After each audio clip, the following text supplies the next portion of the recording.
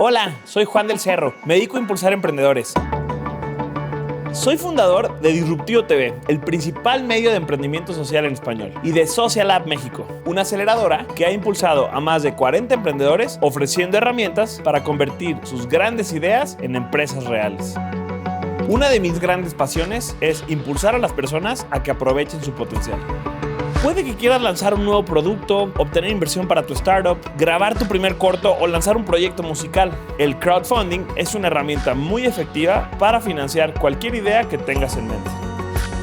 Al final, no importa tu campo de trabajo. Si tienes grandes sueños, mi objetivo es hacer accesible todas las herramientas para que logres llevarlos a cabo.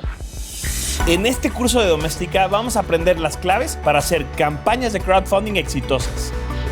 Como proyecto final, vamos a desarrollar un plan de trabajo de campaña de crowdfunding con el que cubrirás desde las acciones previas hasta las posteriores a tu fondeo. Conoceremos qué es el crowdfunding y cuáles son los diferentes tipos de campaña que existen. Después hablaremos de las diferentes etapas que comprenden una campaña.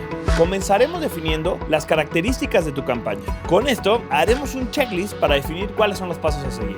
Después vamos a aprender la importancia de tener un gran video y los materiales de difusión adecuados. Más adelante definirás un plan de acción y las metas que tienes que llevar a cabo a lo largo de los días.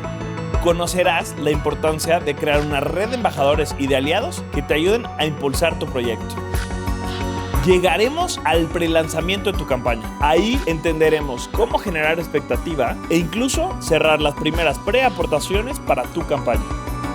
Llegará finalmente el momento de lanzar la campaña. Conocerás por qué es tan importante que lleguemos al 10% de la meta en los primeros 7 días de la campaña.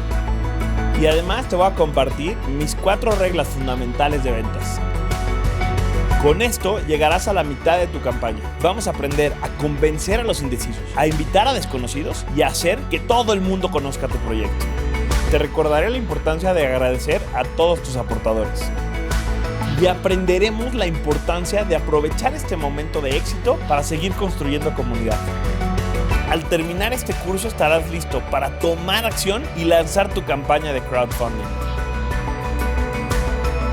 Este curso va dirigido para emprendedores y a todos aquellos que quieren llevar a cabo una campaña de fondeo para cualquier iniciativa.